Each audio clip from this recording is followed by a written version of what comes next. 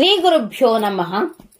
ಇಲ್ಲಿಯವರೆಗೆ ಶ್ರೀ ಸುವರ್ಣಮಾಲಾ ಸ್ತುತಿಯ 27 ಶ್ಲೋಕಗಳನ್ನ ಮತ್ತು ಅದರ ತಾತ್ಪರ್ಯವನ್ನ ಸ್ಪಷ್ಟವಾಗಿ ತಿಳಿದುಕೊಂಡಿದ್ದೇವೆ.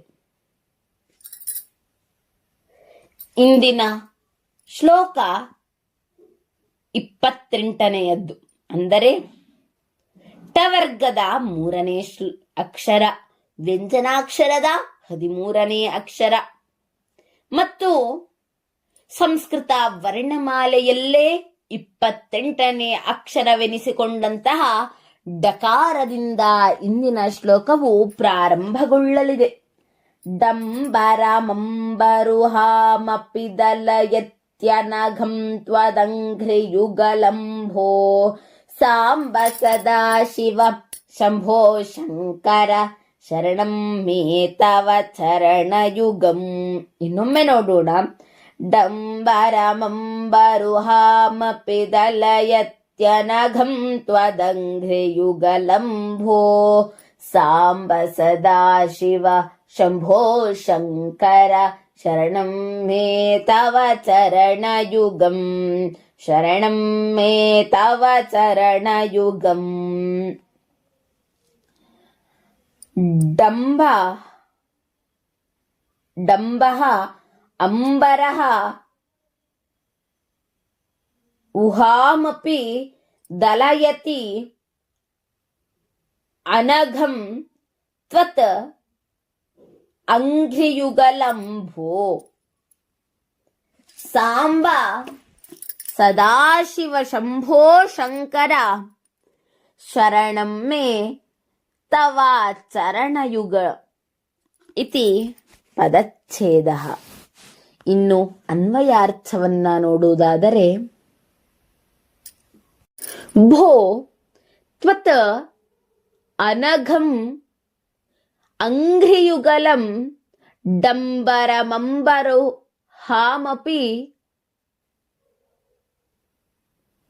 ದಲಯತಿ ಸಾಂಬ ಸದಾಶಿವ ಶಂಕರ ಶಂಭೋ ತವ ಚರಣಯುಗಂ ಮೇ ಶರಣಂ ಇತಿ ಅನ್ವಯಾರ್ಥ. ಇನ್ನು ಅರ್ಥವನ್ನ ನೋಡುವುದಾದ್ರೆ, ಹೇ ಶಂಭುವೇ, ನಿನ್ನ ಪರಿಶುದ್ಧವಾದ ಪಾದಯುಗಳವು ಸುಂದರವಾದ ಕಮಲದ ಹೂವನ್ನೂ ಸುಂದರಗೊಳಿಸುತ್ತದೆ. ಹೇ ಪಾರ್ವತಿ ಸಹಿತನಾಗಿರುವವನೇ, ಸದಾ ಮಂಗಳಮಯನೇ, ಶುಭವನ್ನುಂಟು ಮಾಡುವವನೇ, ನಿನ್ನ ಚರಣಯುಗಳವೇ ನನ್ನಾಶ್ರಯವು ಎಂಬುದು ಇದರ ಅರ್ಥವಾಗಿದೆ. ಇನ್ನು ಭಾವಾರ್ಥವನ್ನ ನೋಡುವುದಾದರೆ, ಅಂಘ್ರಿಯುಗಲಂ, ಯುಗಲಂ ಎಂದರೆ 2 ಎನ್ನುವುದನ್ನ ನಮಗೆ ತೋರಿಸಿಕೊಡುತ್ತೆ. ಯುಗಲಂ ಎಂದರೆ ಯಾವುದೇ ವಿಷಯದಲ್ಲೂ ಯುಗಲಂ ಎಂಬ ಶಬ್ದ ಬಂದರೆ 2 ಅಂತ ತೋರಿಸ್ಕೊಡುತ್ತೆ ನಮಗೆ. ಇನ್ನು ಅಂಘ್ರಿ, ಅಂಘ್ರಿ ಅಂದ್ರೆ ಏನು? ಪಾಣಿ ಅಂತ ಹೇಳಿದ್ರೆ ಕೈ. ಹಾಗಾದ್ರೆ ಅಂಘ್ರಿ ಎಂದರೇನು ಅಂತ ಹೇಳಿದ್ರೆ, ನಮಗೆಲ್ಲರಿಗೂ ತಿಳಿದೇ ಇರತ್ತೆ, ಪಾಣಿ ಕೈ ಎಂದರೆ ಅಂಘ್ರಿ ಪಾದಗಳು ಅಂತ. ಅಂಘ್ರಿ ಯುಗಲಂ, ಅಂಘ್ರಿ ಅಂದ್ರೆ ಪಾದ, ಯುಗಲಂ ಅಂದ್ರೆ 2.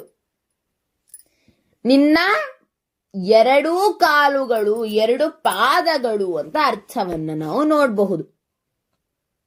ಅನಘಂ, ನ ಅಘಂ ಅನಘಂ, ನೈ ತತ್ಪುರುಷ ಸಮಾಸ. ಅಘಂ ಎಂದರೇನು? ಅಘಂ ಎಂದರೆ ಪಾಪ. ಪಾಪಕ್ಕೆ ಅಘಂ ಅಂತ ಸಂಸ್ಕೃತದಲ್ಲಿ ಕರೀತಾರೆ. ಅನಘಂ ಅಂತ ಅಂದ್ರೇನು? ಪಾಪರಹಿತವಾದದ್ದು. ಅನಘಂ ಅಂಘ್ರಿಯುಗಲಂ, ಪಾಪರಹಿತವಾದಂತಹ ನಿನ್ನ 2 ಕಾಲುಗಳು, 2 ಪಾದಗಳು. ಅಂದ್ರೆ ಶಿವನ ಪಾದ ಪಾಪರಹಿತವಾದದ್ದು. ಪಾಪರಹಿತವಾದದ್ದು ಅಂತ ಹೇಳಿದ್ರೆ ಅದು ಪರಿಶುದ್ಧತೆಯ ಸಂಕೇತ. ಯಾವಾಗ ಪರಿಶುದ್ಧತೆ ಅಂತ ಅನ್ನಿಸ್ಕೊಳತ್ತೆ ಅಂತ ಹೇಳಿದ್ರೆ, ಪರಿಶುದ್ಧ ಎಂದರೆ ಕಲ್ಮಶವಿಲ್ಲದ, ಪವಿತ್ರವಾದ ಅಥವಾ ಸಂಪೂರ್ಣವಾಗಿ ನಿರ್ಮಲವಾದದ್ದು ಅಂತ ತಿಳ್ಕೊಳ್ಬಹುದು. ಇದು ಸಂಸ್ಕೃತ ಮೂಲದ ಪದವೇ ಆಗಿದೆ. ಯಾಕೆಂತ ಹೇಳಿದ್ರೆ, ಕೆಲವಷ್ಟು ಪದಗಳು ಕನ್ನಡದಲ್ಲಿ ನಾವು ಬಳಸ್ತೇವೆ, ಆದ್ರೆ ಅದು ಸಂಸ್ಕೃತ ಮೂಲದ್ದಾಗಿರುತ್ತೆ. ಅದು ನಮಗೆ ಗೊತ್ತಿರೋದಿಲ್ಲ. ನಾವು ಮಾತನಾಡುವ ಸಕಲ ಭಾಷೆಗಳಲ್ಲೂ ಕೂಡ ಸಂಸ್ಕೃತ ಬೇರನ್ನ ಬಿಟ್ಟಿದೆ. ಅದಕ್ಕೆ ಹೇಳ್ತಾರೆ, ಅಮೃತಂ ಸಂಸ್ಕೃತಂ ಮಿತ್ರ ಸರಸಂ ಸರಳಂ ವಚಃ ಭಾಷಾಸು ಮಹನೀಯಂ ಯತ ಜ್ಞಾನ ವಿಜ್ಞಾನ ಪೋಷಕಂ ಅಂತ ಹೇಳ್ತಾರೆ. ಇನ್ನು ಇದರಲ್ಲಿ 3 ವಿಧ: ಪವಿತ್ರ ಮತ್ತು ದೈವಿಕ. ದೇವರನ್ನ ಅಥವಾ ಧರ್ಮಗ್ರಂಥಗಳನ್ನ ಉಲ್ಲೇಖಿಸಲು ಬಳಸಲಾಗುತ್ತದೆ. ಉದಾಹರಣೆಗೆ ಪರಿಶುದ್ಧ ಗ್ರಂಥವಾದಂತಹ ಭಗವದ್ಗೀತೆ. ನಂತರ ಕಲ್ಮಶರಹಿತ, ಯಾವುದೇ ಪಾಪ ಅಥವಾ ದೋಷವಿಲ್ಲದ ಸ್ಥಿತಿ, ಅದೇ ಪಾಪರಹಿತ. ನಂತರ ನಿಷ್ಕಲ್ಮಶ ಪ್ರೀತಿ, ಯಾವುದೇ ಅಪೇಕ್ಷೆ ಇಲ್ಲದ ಶುದ್ಧವಾದ ಪ್ರೀತಿ. ಈ ರೀತಿಯಾಗಿ ಕಲ್ಮಶರಹಿತ, ಯಾವುದೇ ರೀತಿಯಾದಂತಹ ಕಲ್ಮಶಗಳು ಆತನ ಪಾದ ಕಮಲದಲ್ಲಿ ಇಲ್ಲ. ಇನ್ನು ಶಿವಪದ ಮಣಿಮಾಲಾ ಸ್ತೋತ್ರ ಎಂದು ಒಂದು ಸ್ತೋತ್ರ ಇದೆ. ಆ ಸ್ತೋತ್ರದಲ್ಲಿ ಭಗವಾನ್ ಶಿವನ ಪಾದ ಕಮಲಗಳಿಗೆ ಮತ್ತು ಆತನ ಸ್ಮರಣೆಗೆ ಸಮರ್ಪಿತವಾದಂತಹ ಅತ್ಯಂತ ಶಕ್ತಿಶಾಲಿ ಮಂತ್ರ. ಇದು ಶಿವನ ಮಹಿಮೆಯನ್ನು, ಆತನ ದಿವ್ಯ ಪಾದಗಳ ಶಕ್ತಿಯನ್ನು ಮತ್ತು ಶಿವನ ನಾಮದ ಸಾರವನ್ನ ಅದ್ಭುತವಾಗಿ ವಿವರಿಸುತ್ತೆ. ಶಿವ ಪಾದದ ಮಹಿಮೆ ಏನು ಅಂತ ಹೇಳಿದ್ರೆ, ಶಿವನ ಪಾದಗಳನ್ನ ಆರಾಧಿಸುವುದರಿಂದ ಭಕ್ತರ ಸಕಲ ಕಷ್ಟಗಳು ದೂರಾಗಿ ಮನಸ್ಸಿಗೆ ಶಾಂತಿ ಮತ್ತು ಮೋಕ್ಷ ಪ್ರಾಪ್ತಿಯಾಗುತ್ತದೆ ಎಂಬ ನಂಬಿಕೆ. ಮತ್ತು ಇಂತಹ ಪಾದ ಅಂದ್ರೆ ಯಾವುದೇ ಪಾಪವನ್ನ ಹೊಂದಿರತಕ್ಕಂತಹ ಪರಿಶುದ್ಧವಾದಂತಹ ನಿಷ್ಕಲ್ಮಶವಾದಂತಹ ಶಿವನ ದೇಹದ ಒಂದು ಭಾಗವಾಗಿರುವಂತಹ ಅಂಘ್ರಿದ್ವಯಗಳು, ಅಂಬುಜ ಅಂದ್ರೆ ಪಂಕಜ, ಪಂಕೆ ಜಾತ ಇತಿ ಪಂಕಜ. ಪಂಕ ಅಂತ ಹೇಳಿದ್ರೆ ಕೆಸರು. ಕೆಸರಿನಲ್ಲಿ ಹುಟ್ಟುತ್ತಾಳೆ ಯಾವಳೋ ಅವಳೇ ಪಂಕಜ.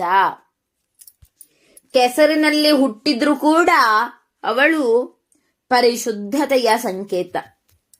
ಆ ರೀತಿಯಾಗಿ ಪರಿಶುದ್ಧತೆ ಮತ್ತು ಸುಂದರವಾಗಿ ಕಾಣುವಂತೆ ಮಾಡುವುದೇ ಶಿವನ ಅಂಘ್ರಿದ್ವಯಗಳು ಅಂತ ಇಲ್ಲಿ ಶಂಕರಾಚಾರ್ಯರು ಹೇಳ್ತಾ ಇದ್ದಾರೆ.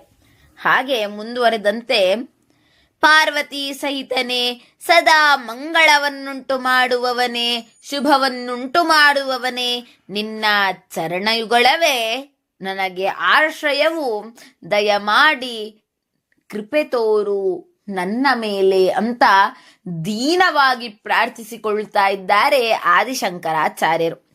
ಮುಂದಿನ ಒಂದು ಶ್ಲೋಕವನ್ನ ಮುಂದಿನ ಒಂದು ಸಂಚಿಕೆಯಲ್ಲಿ ನೋಡೋಣ ಸ್ನೇಹಿತರೆ. ಸರ್ವೇ ಜನಾಃ ಸುಖಿನೋ ಭವಂತು, ಸಕಲ ಸನ್ಮಂಗಲಾನಿ ಭವಂತು, ಲೋಕಾಃ ಸಮಸ್ತಾಃ ಸುಖಿನೋ ಭವಂತು. ಧನ್ಯವಾದಾಃ.